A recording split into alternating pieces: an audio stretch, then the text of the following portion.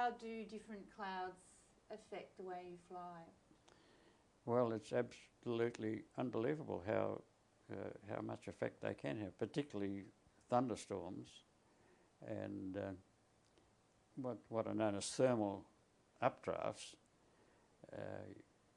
I didn't realise until I was flying a bigger aircraft that 14 tons of aircraft could be lifted up by an updraft, and you throttle back and you're pointing the nose downward and you're still going up. The capacity of the ferocity of thermals in thunderclouds, the cumulonimbus, which is the thundercloud.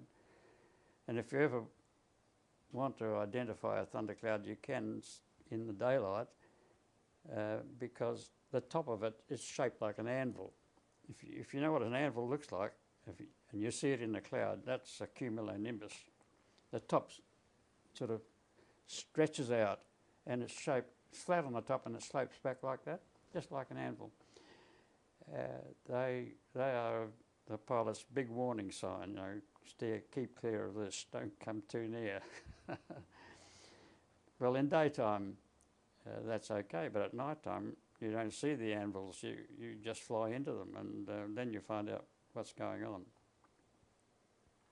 And that type of weather was probably the most hazardous for coastal command pilots, because in many cases when you're, say, 500 or 600 miles out to sea and have only got a limited amount of petrol left to get back to your base, there was no way of going around a thunderstorm. You just had to go straight through it.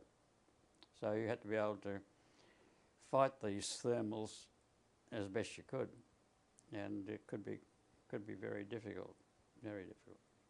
So how did you fight a thermal? How did you?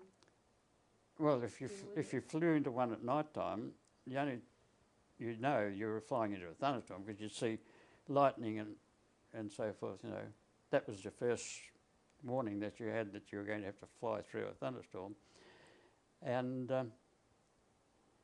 so when you got in there, it was a case of battling it out. And if you were being uplifted, you'd have to just wait till you got into a downdraft and start coming down again. But this was one of the things that you could not pre-calculate. The Met man on an Air Force station would tell you what to expect, but when you had no alternatives, then it was a case of plunging in and battling it out. And that was quite a frequent occurrence. Over the ocean, you get some pretty severe thunderstorms, just like you do on the land. But fortunately, they weren't happening that often. But when they did happen, they were perhaps the biggest hazard that you had to contend with.